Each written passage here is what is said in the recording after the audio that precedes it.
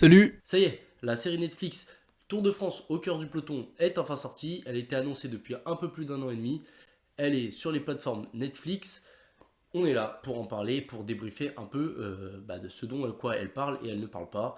Vous allez avoir mes humeurs là-dessus dans cette vidéo. Pour commencer, la série en elle-même. La série en elle-même, elle était censée suivre 8 équipes. Finalement, on n'a que 7 équipes au montage, puisque une des équipes a été retirée, c'est Movistar, il me semble, qui était annoncée et qui finalement n'apparaît pas dans le télégramme. Voilà, on n'a que cette équipe. Ces 7 équipes, selon leur importance dans le Tour de France, elles ont plus ou moins de temps en tête. Donc, je pense notamment au différentiel entre Jumbo et Education First.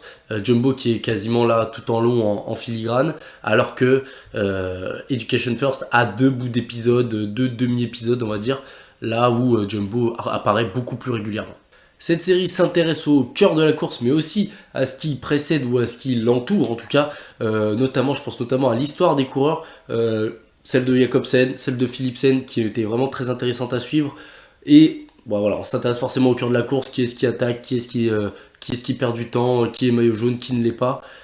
Bien sûr, toujours autour tourné de la Jumbo, mais voilà, c'est assez intéressant à suivre quand même comme série. Forcément, l'absence de l'équipe UAE est un point noir, puisqu'on n'a pas l'un des points centraux de ce Tour de France, Tadej Pogacar, et l'un des points centraux des derniers Tours de France, Tadej Pogacar, du coup, toujours. Voilà, c'est quand même là où un peu le bas blesse au niveau de la série. Ils n'ont pas pu avoir l'équipe UAE, donc on peut pas leur en vouloir non plus. Mais il est quand même très bien introduit, très bien présenté, et on sent que c'est lui le rival premier de l'équipe Jumbo-Visma tout entière. Pour les fans de vélo et les suiveurs assidus, c'est une série grand public.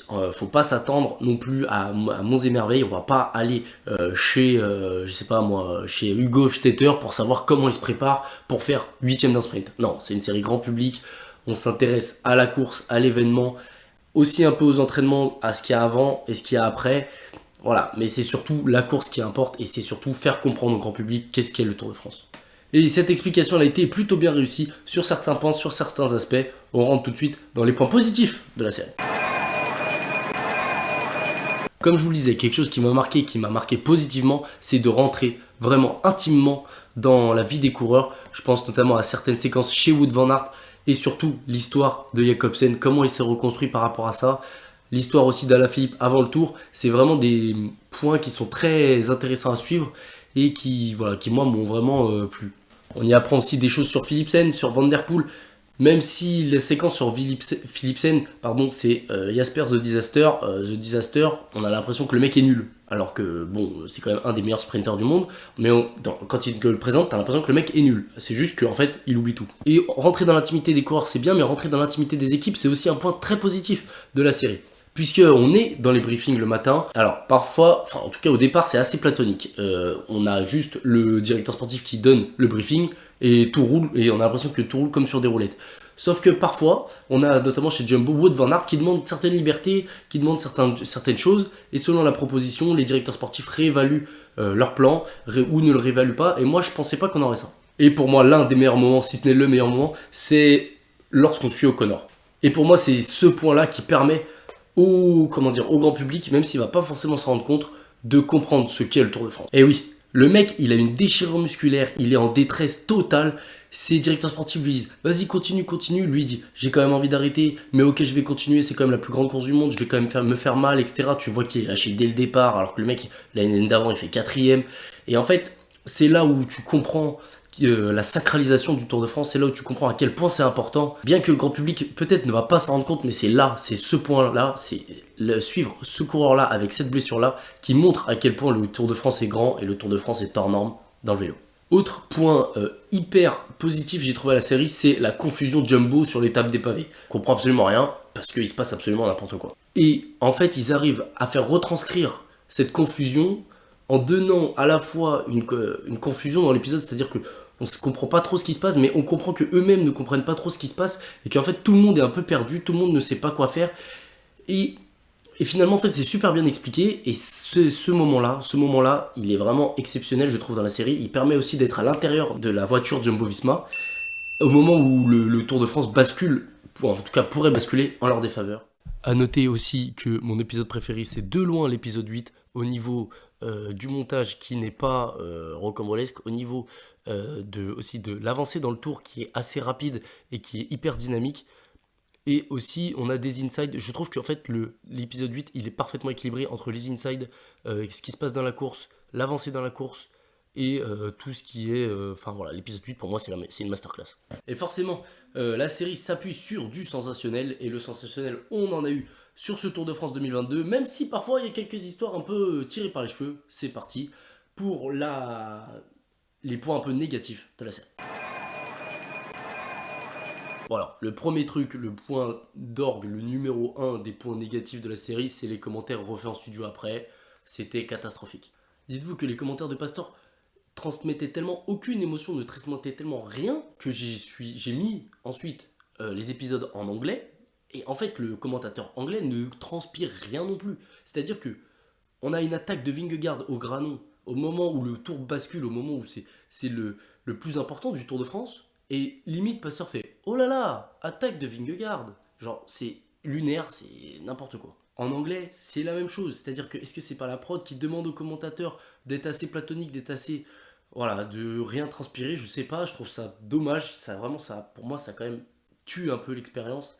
Ouais, c'est pas très agréable.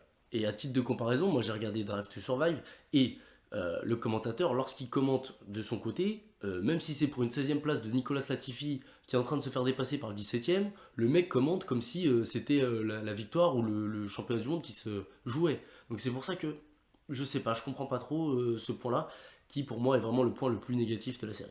Autre chose que j'ai trouvé dommage, c'est on se concentre uniquement sur les équipes et pas sur ce qui se passe autour. C'est-à-dire que aujourd'hui, quelqu'un qui ne connaît rien au Tour de France ne sait pas comment une journée se passe. C'est-à-dire qu'il ne sait pas qu'il y a une échappée, pourquoi les mecs sortent en échappée, il ne sait pas qu'il y a un maillot à poids, il ne sait pas qu'il y a un maillot vert, il ne sait pas qu'il y a un maillot blanc. En fait, il voit Van Aert en vert qui roule pour Jonas Vingegaard en jaune, mais il se dit, enfin, il n'y a pas d'explication de pourquoi Van Aert est en vert, pourquoi Pogacar est en blanc. Le maillot jaune s'est expliqué, mais c'est le seul maillot distinctif qui est expliqué. Et aussi, la stratégie, enfin pas la stratégie de course, mais une journée de course n'est pas expliquée non plus. Je trouve aussi que l'utilisation de graphiques pour faire comprendre où on est dans la course, pour faire comprendre où on va, n'est pas très développée. Voilà, on a peu de graphiques. Le seul jour où on en a, c'est l'étape de l'Alpe d'Huez. Et ce jour-là, on comprend tout, à peu près tout, en tout cas ce qui se passe autour de Pidcock. Mais le jour du Granon, par exemple, ça aurait été hyper intéressant d'en avoir, de dire voilà, les mecs ils attaquent dès ici, genre dès ce point-là, dès le télégraphe, il reste le Galibier, la descente, le Granon. Mais non, on n'a pas ça. Le jour du Granon, on doit à peu près tout se remémorer mentalement, mais quelqu'un qui n'a pas suivi, il sait pas. Et plus largement, l'épisode du Granon est juste mauvais. C'était pour moi l'étape parfaite, l'étape peut-être de la décennie pour faire comprendre à quoi sert une équipe tout en faisant du sensationnel.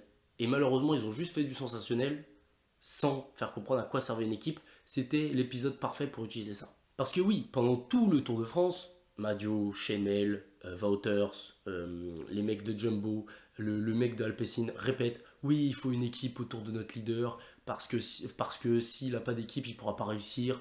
Mais il faut absolument une équipe, des coéquipiers, etc. Mais jamais, jamais, jamais, on explique à quoi sert un coéquipier. À un moment, dans un des épisodes, on a un gars qui redescend à la voiture et les mecs disent bah il sert à ramener des bidons. Oui d'accord, mais à ce moment-là tu mets deux mecs, tu mets un qui va chercher des bidons, un leader, et puis c'est tout. L'étape du Granon, c'était l'étape pour faire ça, pour expliquer à quoi ça sert. Donc voilà, si je devais mettre un point noir sur le fond, la forme c'est les commentaires, le fond c'est comment se déroule une journée de course, à quoi sert un coéquipier, pourquoi avoir des coéquipiers c'est important, plus que d'aller chercher des bidons. Enfin voilà, ça c'est vraiment dommage je trouve, et c'est vraiment là où le bas blesse pour moi dans cette série, là où il y avait moyen de faire comprendre l'intérêt en fait du vélo stratégique, puisque le vélo c'est quasiment que de la stratégie, et malheureusement on l'a pas fait, on a privilégié le sensationnel. Et ensuite j'ai noté en vrac, voilà, là où on tente de nous faire croire à une bataille pour le podium entre Gaudu et Thomas, on nous dit que Gaudu attaque, en plus ensuite qu'il est lâché, mais Thomas s'était lâché aussi, on comprend rien honnêtement, même moi je comprenais rien à l'épisode, je crois que c'est l'avant-dernier, où voilà je comprenais rien, d'un seul coup Gaudu revient sur Thomas, enfin bref c'était n'importe quoi. Autre chose, c'est on s'intéresse à l'équipe IF, au début Wouters qui nous dit on veut absolument gagner une étape, on veut absolument faire montrer notre maillot. Il n'y a pas une seule image de Magnus Cort, c'est n'importe quoi. Alors que le mec fait maillot à poids pendant très longtemps, il part dans les échappées, il gagne une étape, et on privilégie à ça l'échappée de Paules qui fait quatrième en haut de l'Alpe d'Huez parce qu'il est américain, parce que c'est une équipe américaine, parce qu'il faut plaire tout simplement au public américain.